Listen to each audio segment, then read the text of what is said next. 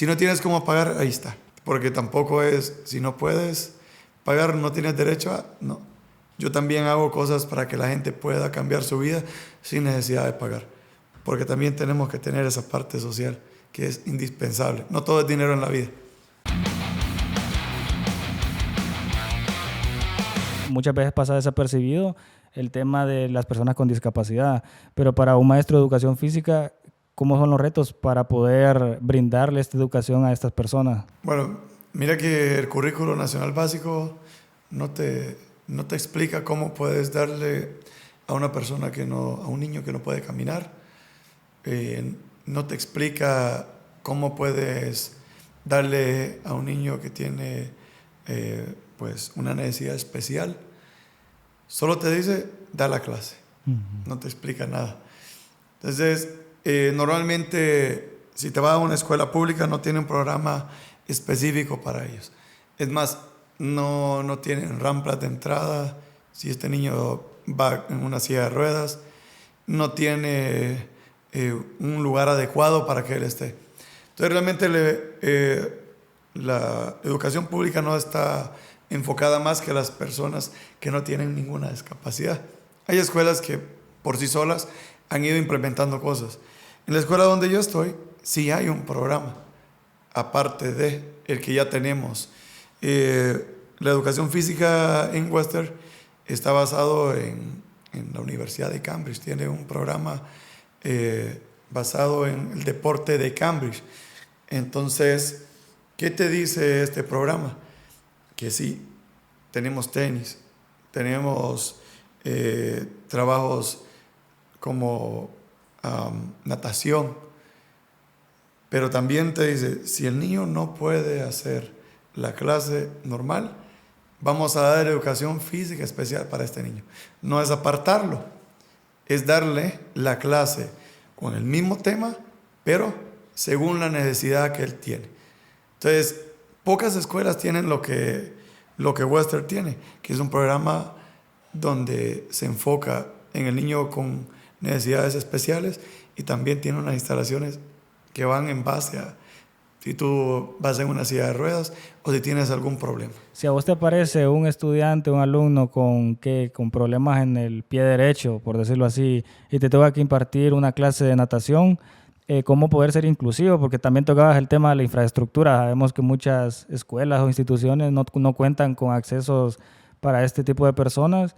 Lo que sí hemos visto es en los estacionamientos muchas veces, en algunos centros comerciales que ponen ahí el color azul con la silla de ruedas que es para discapacidad, pero solamente son conceptos como que son un poco tomados en cuenta en el tema de educación física y como vos lo decís, no es si hay que especializarse para poder tratar este tipo de temas. Por ejemplo, en el súper y estacionamiento lo hacen por ley.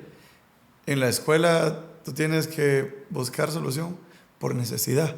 Entonces nosotros por la necesidad y ahora respaldado, como te digo, por este programa de Cambridge, no solo soy yo, ¿verdad? Hay psicólogas, hay también de estimulación.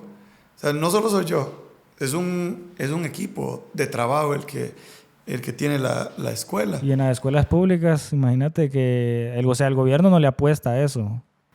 Pero también, vaya, yo puedo ir a una escuela pública y yo te puedo dar una educación física especial.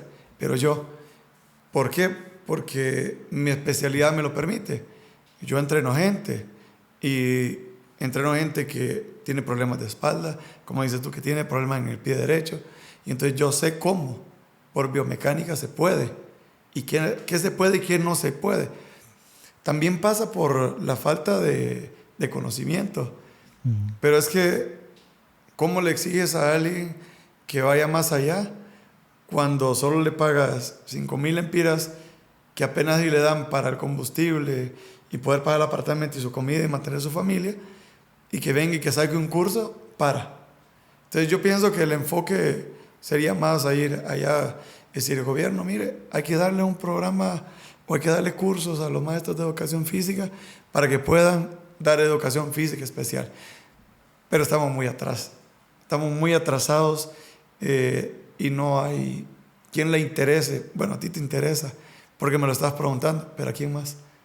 O sea, nosotros, y se acabó. Para de contar. Yo les doy inclusión al niño con el deporte.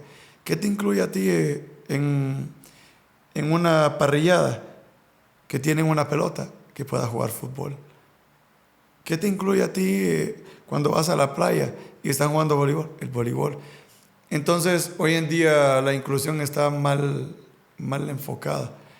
Puedes tener un problema en el pie derecho, puedes andar en silla de ruedas, pero si yo te ayudo a que aprendas un deporte, tú vas a tener inclusión en todas las partes del mundo. El que hace deporte es bienvenido donde sea. Entonces, al final, el niño no lo tienes que tratar diferente, tienes que potenciar lo que tiene. Si está en una silla de ruedas, potenciale lo que él puede hacer en la silla de ruedas. Si él no puede con el pie derecho, potenciale lo que puede hacer con el pie izquierdo. Entonces, ese es el enfoque que da la escuela y ese es el enfoque que doy yo, pero porque tengo conocimiento más allá del que tiene cualquier maestro de educación física. Y a nivel individual también en la guía del entrenador está considerado todo este tipo de cosas. Así es, bueno, realmente, si te contara, no puedo decir nombre, pero entrené por 8 meses a una muchacha que nadie la quiso aquí en Santa Rosa. Me dijo, nadie me quiere ayudar, le pago lo que sea. Yo de aprovechado le puedo decir, págame 10,000 pesos, y ella me lo hubiera pagado. Pero no se trata de eso, no se trata de eso. Al final esta muchacha se cayó de un segundo piso, cayó de espalda. La espalda era, no te puedo explicar cómo se miraba. Y le dijeron que ya no iba a volver a caminar, los doctores. Pues hoy en día ella está en San Pedro Sula, para no dar larga la historia, corre, levanta pesas. ¿Logró caminar? Camina. Me llegó a mi casa en pandemia en bastón. Y pues tal vez cuando ella saque el libro te lo muestro. Ella está haciendo un libro porque es una historia de vida. Ella, como te digo, corre, ella levanta pesas, ella hace muchas cosas que le dijeron que no iba a poder. ¿Pero por qué? Aquí vamos. Yo no digo que no porque tengo conocimiento, pero la mayor parte de gente le dijo que no por miedo, porque no tienen conocimiento en el área, y está bien. Mejor decir que no a decirle que sí a alguien por cobrarle plata y terminarla dañando. Entonces, en esta parte, como te digo, yo logro incluir la gente que no puede o que le dicen que no va a poder hacer nada, porque realmente sé cómo darle un principio y sé cómo llevarla a un final y sobre todo feliz. Y para planes a corto o largo plazo, a nivel profesional, ¿vos consideras o tenés alguna idea de posicionarte aquí en Santa Rosa con algún centro de rehabilitación o alguna escuela ya de manera física, siendo vos el director, por decirlo así, como un sueño que tengas? Bueno, mira, dicen que los sueños no se cuentan, ¿va? Porque no me lo conté. No sé, en realidad, porque lo cuento aquí y lo hace otro. Sí, tienes razón. Pero, no, sí. Existe la posibilidad. Acordate que los sueños se hacen para cumplirse, ¿va? A veces tenemos miedo, pero los sueños se hacen para cumplirse. Sí o sí, yo tengo sueños. Pienso en un futuro tener mi propia piscina. Pienso en un futuro tener mi propio gimnasio, diferente a cualquiera. Porque a mí me gusta lo que nadie tiene. Me gusta lo que nadie puede hacer. Yo trato de hacerlo. Entonces, trato de que todo lo que sueño sean... Bueno, yo me pongo el sueño y después lo analizo. Trato de que esto sean cosas que nadie ha hecho. Y bueno, sí, mi sueño es piscina, gimnasio y mi especialidad la parte de llevar la nutrición y rehabilitación, porque me gusta ver la gente que dicen que no puede o que no va a poder, demostrar que sí se puede. Para descargar esta guía del entrenador o para inscribirse en tu programa, ¿qué se debe hacer para darle información a las personas que se puedan abocar a vos? Bueno, mira, mi programa, si te metes a Instagram, ahí me escribes en privado o me escribes a mi número, ahí mismo está en Instagram. Como te explico, yo lo que creo son programas personales, no el copiar y pegar, no, lo que tú necesitas. Personalizado, pero no solo es entrenamiento de gimnasio online, sino si están en Santa Rosa, pues van ahí conmigo, y si no puedes, porque mi programa es algo para gente sin tiempo, yo doy clases a las 8 y 10 de de la noche por Zoom para gente que no tiene tiempo, pero que tiene 10 minutos. Y ahí vamos, 10 minutos. 10 minutos es mejor que nada. Entonces, la guía del entrenador está hecha para gente sin tiempo. Y también tengo una página de YouTube donde subo rutinas. Si no tienes cómo pagar, ahí está. Porque tampoco es, si no puedes pagar, no tienes derecho a... No. Yo también hago cosas para que la gente pueda cambiar su vida sin necesidad de pagar. Porque también tenemos que tener esa parte social que es indispensable. No todo es dinero en la vida. ¿Hasta qué momento pensás retirarte definitivamente de esto? ¿O pensás seguir y heredarlo a tus hijos o enseñarle a otras personas cercanas a vos? Bueno, yo pienso que cuando naces con vocación es bien complicado retirarse.